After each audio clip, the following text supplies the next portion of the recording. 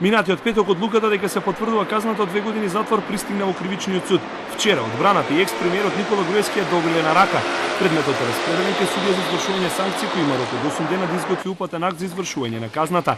Пишувањата во некои медиуми дека постои изготвен упатен акт од судија за извршување санкции за Груевски да се јави во ноември во затворот во Куманово, ги чуле од медиумите.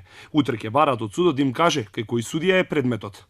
Вчера ја добивме одлуката од апелацијскиот суд. Оставивме да тече рокот во кривичниот, предметот да биде распределен кај судија за извршување санкции.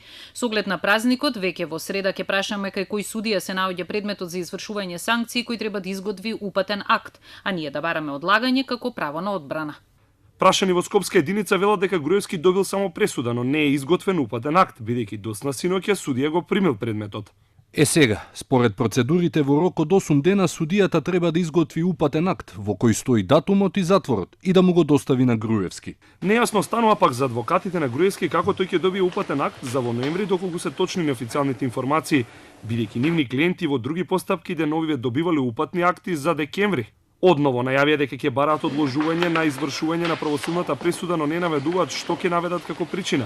Одбраната може да бара воредно преиспитување на пресудата, која треба се поднесе во рок од 30 дена од приемот. Бидејќи Груевски актуелен пратеник се откаже од имунитетот кога влезе во судскиот процес, сега станува прашање дали тој ќе може да го задржи пратеничкиот мандат доколку замине на издржување на казната без да му биде прифатен предлогот за одлагање.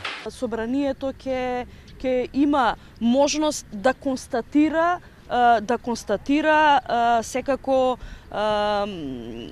не сум сигурна дали ќе може да констатира престанок на мандат, меѓутоа фактот дека 6 месеци отсуство од собрание, не знам дали ќе се толкува оправдано или неоправдано, прави секако и но стои недостојноста на вршењето на функцијата пратеник. Во досегашната судска пракса познат е примерот на екс-премиерот Бучковски кој побари од Врховниот суд доби одложување на казната до конечната одлука на највисокиот суд, кој го укина предметот и го врати на повторено судење, па сега на Бучковски му се суди по трет пат за тенковските делови.